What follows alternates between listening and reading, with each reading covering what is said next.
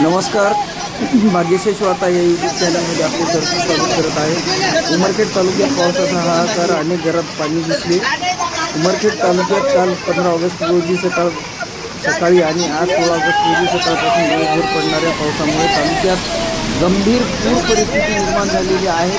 चातारी गावामध्ये रस्त्याला नदीचे रूप आलेले होते. या रस्त्यातून ट्रेक यात्रा घेऊन जात असताना 2 नागरिक रस्त्यावरून पाण्याच्या प्रवाहात पडले आणि वाहन जात असताना नागरिकांनी त्यांचा जीव वाचविला.